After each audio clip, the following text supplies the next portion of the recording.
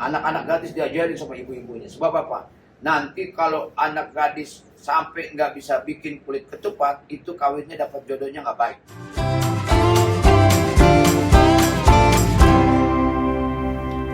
Assalamualaikum warahmatullahi wabarakatuh. Oh, nggak berasa.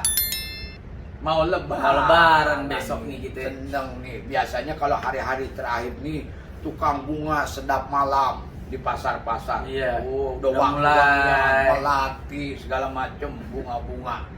Yang enggak biasa biasanya bunga bang yang kagak ada. Bunga abang kan Bunganya nggak ada. jalan. Terus biasanya ini kita Aki kalau mau udah dekat lebaran tinggal hari berhari itu kan dulu nenek kamu tuh bikin kue nastar. Iya. Aki suka ngocokin telur gitu. Pakai apa? Pakai wisman gitu. Iya, pokoknya pakai kocokan gitu, kocok telurnya. Telurnya yang dikocok. Ini mentang-mentang Aki udah mau lebaran nih. Iya. Ki, Jadi kadang-kadang kita kalau ini lebaran puasa dan lebaran ini meninggalkan kita, ada tradisi-tradisi yang mengharukan dan menjadikan yang tidak bisa ketemu di bulan biasa. Gitu. Kenapa? Ki, kalau dulu tuh sama sekarang tradisi beda nggak sih sama Aki muda gitu? Kalau secara tradisional di kampung-kampung, Ya, di kampung gimana gitu? adat istiadat di mana-mana itu bukan bagian dari agama, tapi dari bagian dari budaya. Budaya. Kan mungkin lebaran di Minangkabau sama di Sunda beda, tapi pada esensinya sih sama gitu. Beda mungkin cuma masakannya. Kalau di sana banyak yang pedas-pedas, kalau di Jawa yang manis-manis, di Sunda yang asin-asin. Itu sih soal kebiasaan aja. Tapi bahwa misalnya, nah kalau zaman dulu, zaman Aki muda, suka ditakut-takutin sama emak, terutama anak gadis. Begitu. Anak gadis wajib bisa bikin ketupat, cangkang ketupat. Aki dulu bisa mahir bikin cangkang ketupat. Karena anak-anak di kampung itu, semuanya anak-anak diharuskan di depan rumah gitu, ngambil daun kelapa muda. Daun kelapanya yang masih muda, maksudnya pucuknya, untuk dijadikan kulit ketupat. Nah, anak-anak gadis diajarin sama ibu-ibunya. Sebab apa? Nanti kalau anak gadis sampai nggak bisa bikin kulit ketupat, itu kawinnya dapat jodohnya nggak baik. Begitu. Itu takut anak-anak, akhirnya terpaksa mereka pada bikin. Itu tradisi yang mungkin sebetulnya bohong, tapi ada baiknya untuk pendidikan. Jadi anak-anak gadis itu berusaha sebisa mungkin sampai nangis-nangis nggak bisa bikin kulit ketupat, akhirnya bisa. Nah, sebab dia harus menurunkan budaya itu pada anak-anak cucunya besok. Itu bagus tuh. Kan ketupat mesti ketemunya musuhnya opor ayam, sambal kentang, goreng ati, sambal goreng kentang, ya biasa itu. terus Kerupuk udang, rendang. Pokoknya selama seminggu itu diangetin lagi sampai hitam banget, airnya udah nggak dibalikin lagi, sampai panas perut. sampai sebulannya fit itu tuh yang kita makannya cuman sahur sama buka puasa, balik lagi ke dulu lagi. Betul. Ayo pokoknya angetin lagi sambil goreng kentang. Jadi datang ke rumah saudara-saudara, ke tetangga juga Opor lagi. disediain pasti kuenya nastar, sama di rumah sini sama-sama ada nastar. Ada kacang goreng atau goreng kacang yang ditoplesin, pasti ada itu.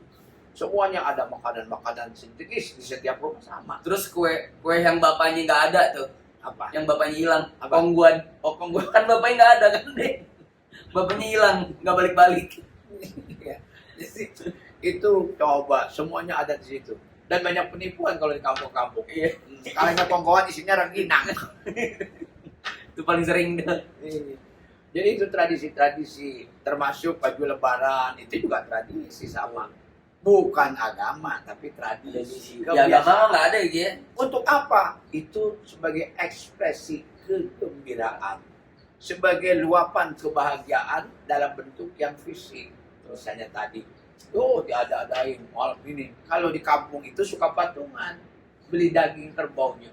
Jadi berapa keluarga, ayo siapa yang mau ikut? Nih satu kerbau ini sekian ratus kilo, dibagi berapa keluarga. Nah keluarganya tuh iuran beli kerbau satu dipotong, dibagilah kepada mereka yang iuran itu. Itu apa kulit-kulitnya. Aku bener-bener zaman dulu di kampung itu menikmati sebuah tradisi yang apa ya, ngangenin. Kalau sekarang hidup di kota besar ini kan nggak ngalamin kayak gitu.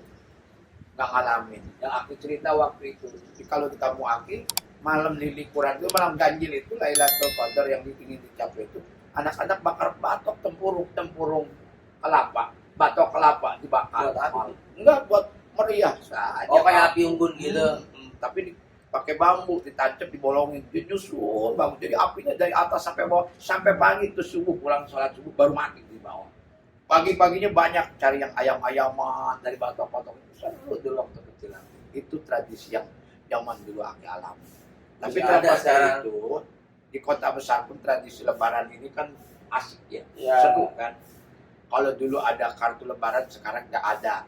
Adanya WA. Ucapan Ucapan. direct message langsung semuanya Tapi sama Di tuh. Jakarta enaknya gini, kadang-kadang kayak kemarin Aki di rumah, banyak yang ngirim parcel dalam pengertian entah itu kue, entah itu masakan. Bolu. Kalau orang kaya mah kadang-kadang ngirimin itu mangkok, apa namanya, t-shirt itu, cangkir itu. Jadi tehnya suruh kita bikin sendiri, cangkirnya dia beliin yang bagus, 1 set, atau alat-alat makan itu orang kaya gitu.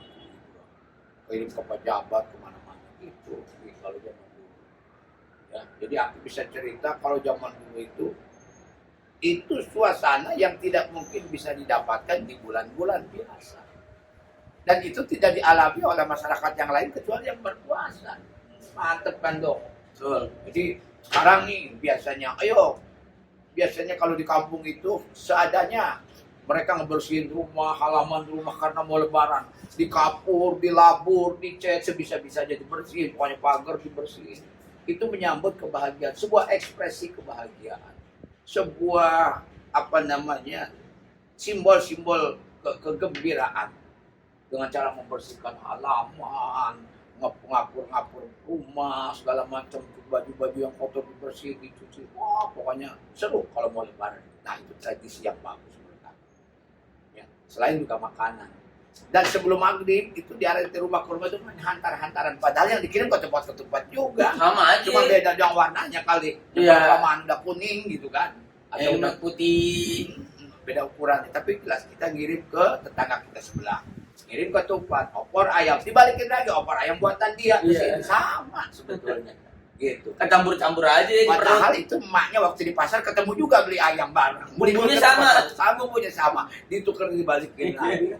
Tapi itu memang keinginan saling mengikat tali silaturahim. Kegembiraan. Masya Allah.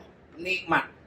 Makanya bersedihlah kalau kita ditinggalkan oleh bulan yang akan sebentar lagi berlalu. Betul. Sebaiknya kemesraan ini janganlah dibiarkan berlalu begitu saja. Kan ada lagunya, kemesraan ini Janganlah cepat cepat berlalu. berlalu. Kalau bisa ya Allah, tambah lagi Ramadan, gua disamping sama orang. Enak aja gua sebulan aja capek, tambah lagi. Kameramen yang nguap. Gitu. Jadi, balik lagi, Aki cuma pengen menyampaikan bahwa tradisi yang memberikan kenikmatan bagi kita, ya, di bulan Ramadan itu tidak akan bisa pas di bulan biasa. Contoh begini, mau lebaran nih, pas lebaran makan ketupat sama opor ayam, nikmatnya beda. Coba bulan biasa, habis lebaran 2 bulan gitu, makan opor ayam ketupatnya biasa aja. Nggak ada dimensi spiritualnya, nggak ada dimensi tradisi, nggak ada emosional. Betul? Coba. Kalau kamu makan apa coba? Kacang goreng. Kalau bulan lebaran itu rasanya beda. Ya kan? Nah, kalau bulan biasa kayaknya biasa Biasa aja. Tapi itu ada unsur-unsur emosional yang lebaran. Betul. Gitu loh. Bulan puasa nih. Nah, itu harus dimanfaatkan oleh kita. Makanya kemesraan Ramadan ini dengan Allah Subhanahu wa taala janganlah cepat berlalu. Sebab apa? Ukurannya tidak ada ukuran pada angka usia bagi orang mati atau tidak mati. Nggak ada yang jamin nih kita. Tapi mudah-mudahan ya tahun depan kita ketemu lagi. Kita doa sebelum kita berpisah dengan Ramadan, ya Allah kita mudah-mudahan semuanya Iya. agar bangsa ini diperbaiki. Amin. Harusnya sebetulnya diperbaiki, ya, mau memperbaiki diri. Jangan sampai misalnya ya yang aneh-aneh lah. Biarlah semuanya, kalau bisa COVID jangan jadi alasan pelarangan ini itu hanya untuk kepentingan politik apalagi ekonomi.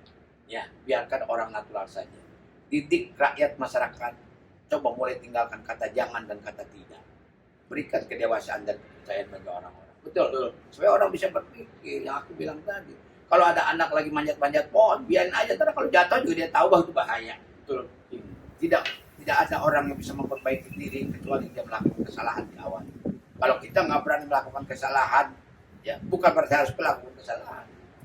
Dia tidak akan bisa memperbaiki dirinya tanpa merasa salah. Manusia mau pasti ada salah. Jangan salahin rakyat kalau rakyat suka bohongin pemerintah. Jangannya. Iya, karena yang dibilang kayak maksudnya ya udah kita nggak ini, kita nyari-nyari jalan sempit ini. Ya. Sama aja kebalikannya, kayak pemerintah nyari jalan sempit dan lain-lain udah. Ibaratkan seperti itu contohnya. Jadi ngebohongin dalam hal ini maksudnya Ya. dia adalah bagaimana kalau ada aturan yang menyulitkan dia sementara dia pengen pulang kampung, dia cari jalan sampai bagaimana Iya. dapat. Nyatanya banyak yang di pulang kampung. Kasarnya begitu. Banyak rakyat yang pulang mudik sekarang itu yang melanggar aturan yang diaturkan sekarang itu. Nggak mungkin bisa dijagain semua. Ya, Tapi paling tidak sama-sama kita jaga. Ya. betul. Yuk, Aki Oke. mau nyiapin ini. Kan kalau kita ngegodok ketupat kan lama, mesti dari Ada sekarang. daging. Baru tadi Aki dari pasar. Beli apa Ki? Hah? Beli apa? Beli pohon kelapa. Ngapain? Mau bikin ketupat. Oke. Jadi Aki udah beli kulit ketupat, udah beras udah, ayam udah, Oke. ya kan? Lalap-lalapan udah, sayuran udah, bumbu udah. Cuman satu hal yang belum Apa? baca resepnya bagaimana cara bikinnya. Jangan lupa THR sekalian. Ya, THR buat Aki. Oke. Yo, assalamualaikum. Dadah.